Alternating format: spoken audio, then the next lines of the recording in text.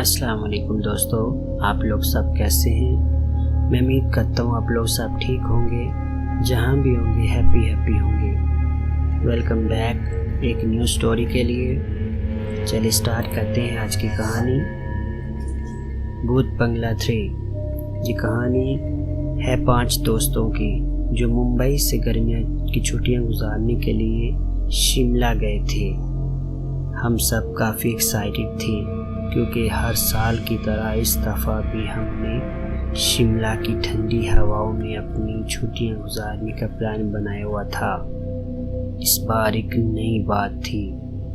हमने डिसाइड किया था कि राहुल के दादा जान के पुराने गेस्ट हाउस में रहेंगे, जो शिमला से 3 किलोमीटर दूर था।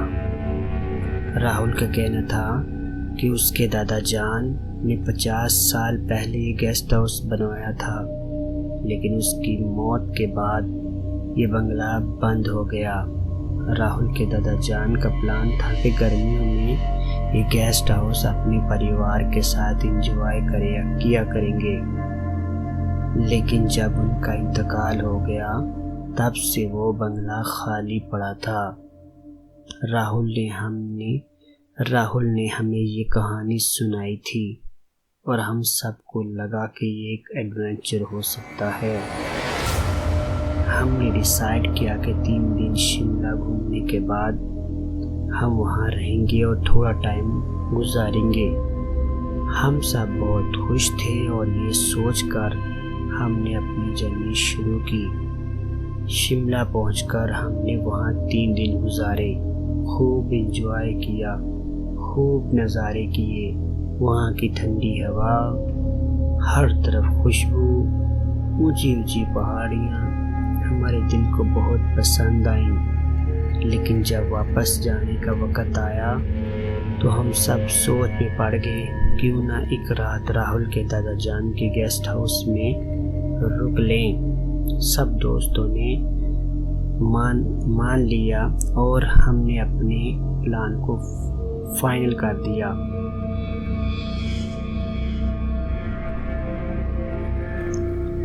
हम सब 3 किलोमीटर दूर एक पुरानी और वीरान जगह पर पहुंच गए। जैसे ही हमने गेस्ट हाउस का चेहरा देखा, सब एक अजीब सा लगने लगा। चेहरे का माहौल, घर का माहौल कुछ और ही था। वहाँ की हवा, बिल्डिंग पुरानी और उसकी दीवारों पर मॉस काला पत्थर छाया हुआ था। रात का वक़्त था और गेस्ट हाउस का माहौल कुछ बहुत ही खौफनाक और परेशान कुन था। आसपास का इलाका भी खाली था, बस हवाओं का शोर सुनाई दे रहा था। राहुल ने कहा, ये सब कुछ बदला बदला लग रहा है। जब मैं पहले आया था तो ये गेस्ट हाउस बहुत प्यारा था। चलो एक रात रुक जाते हैं। हमने भी सोचा कि एक रात रुक कर वहाँ के बारे में जानेंगे। जैसे ही हम गेस्ट हाउस में एंटर हुए, हमने देखा कि अंदर का माहौल और भी अजीब था। हर कमरा पुराना था और एक पुरानी डोल कोने में रखी हुई थी। डोल का चेहरा थोड़ा गुस्से वाला था, जो भटकती हुई आंखों से देख रही थी। उसकी आंखें खाली थीं और हम सब को लग रहा था कि वहाँ हमारी हरकत देखकर वो देख रही है। हम ऐसे सिर्फ एक पुरानी चीज़ समझकर इग्नोर कर दिया और अंदर कमरों में घूमना शुरू कर दिया। जैसे जैसे रात गुजरती गई, एक अजीब सी खामोशी छाती गई। हम सब ने सोचा कि कुछ अजीब हो रहा है, लेकिन हमने सोचा ये बस हमारा वहम है, दिमाग में जो बातें चल रही हैं कुछ भी ऐसा नहीं है। हम सब एक ही कमरे में बैठे और बातें कर रहे थे जब कुछ और अजीब हुआ। रात के अंधेरे में सब ने एक पुरानी क्रीपी औरत की आवाज़ सुनी।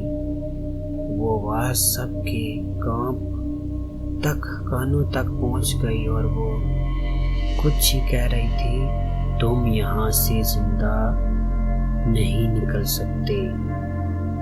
हम सब का दिल दहक गया और हम वहाँ सोचा कि ये बस हवा का असर हो सकता है, लेकिन फिर देखा उसने हमें सारा ख्याल उड़ा दिए और हम सब परेशान हो गए। फिर आवाज़ आई, तुम सब नहीं बच सकते, नहीं बच सकते तुम सब।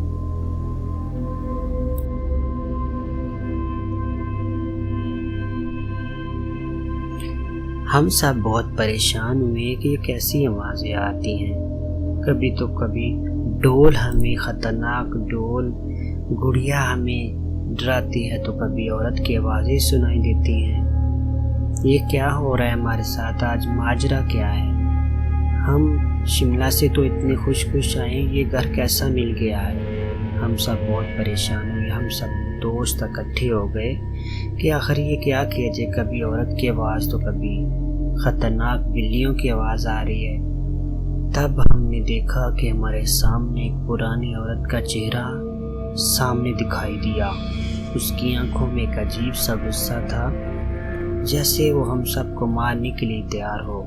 उसका चेहरा दागदार और पेल था, जैसे उसकी रूह का कुछ पुराना हिस्सा, पुराना गुस्सा था जो सबको चेहरा काला पड़ गया और हम सब कांप गए।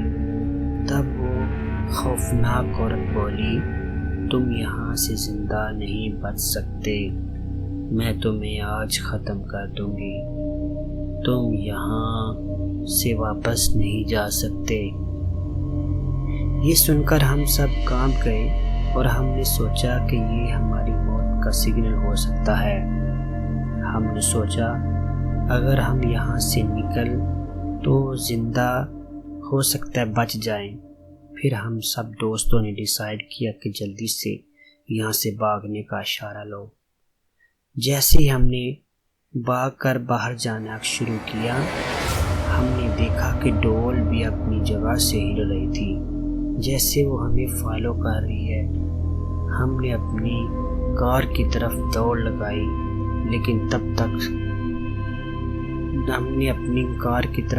लगाई, लेकिन बाहर वाला दरवाज़ा बंद हो गया था। पीछे से वो डोल, क्रीपी खतरनाक गुड़िया और पीछे से उस औरत की बुढ़िया की आवाज़ें आ रही थी। हम सब भागना शुरू कर दिया। भागते भागते हमने दरवाज़ा बहुत खोलने की कोशिश की, लेकिन जब हिम्मत लगा कि हमने दरवाज़ा खोला तो सब दरवाज़ा खोल के हम बाहर की तरफ भागे। भागते भागते हम बाहर अपनी गाड़ी की तरफ भागे और पीछे से आवाज़ें आ रही थी, तुम सब नहीं बच के जा सकते। इतने में हमारे जिस्म कांप रहा था, बहुत पसीना आना शुरू हो गए थे। हम सब दोस्त भागते भागते अपनी गाड़ी की तरफ आए और अपनी गाड़ी में बैठे और जल्दी से राहुल ने अपनी गाड़ी का रुख इधर अपने शहर की तरफ किया और तेज़ी से गाड़ी चलाना शुरू कर दी। पीछे से हमने देखा कि वो औरत की आवाज़ें आ रही थी। तब तक हम आगे निकल चुके थे और हम ये आज भी ये वक्त नहीं भूल सकते। सुबह के 5 बजे हो गए थे। हम अपनी कार में बैठकर वहाँ से भाग निकले। हम सब का दिल धड़क रहा था और हमें शिमला की तरफ रास्ते में अपनी जान बचाने के लिए दौड़ लगा दी। जैसे ही हम शिमला के रास्ते पर आए, हमने सोचा कभी भी वापस इस जगह पर नहीं जाना। उस रात के बाद हमने कभी भी भूत बंगला वापस जाने का सोचा भी नहीं। आज भी जब अपना दोस्तों के साथ उस वक़्त को याद करते हैं तो राहुल का दिल कांप जाता है। उस रात की यादें उसकी आंखों में जानती और दर्दनाक थी, उतनी हम सब के लिए दर्दनाक सबब बन गई। आज भी वो वहाँ नहीं जाता और वहाँ से आसपास के लोग उस जगह को भूत बंगला का नाम से पुकारते हैं और उन्हें भी इस जगह से डर लगता है। और वो डोल वो क्रीपी औरत, खतरनाक औरत और जो गुड़िया थी वो हमेशा वहाँ से उस कोने में है, अपनी पुरानी रूह के साथ किसी का इंतज़ार करते हुए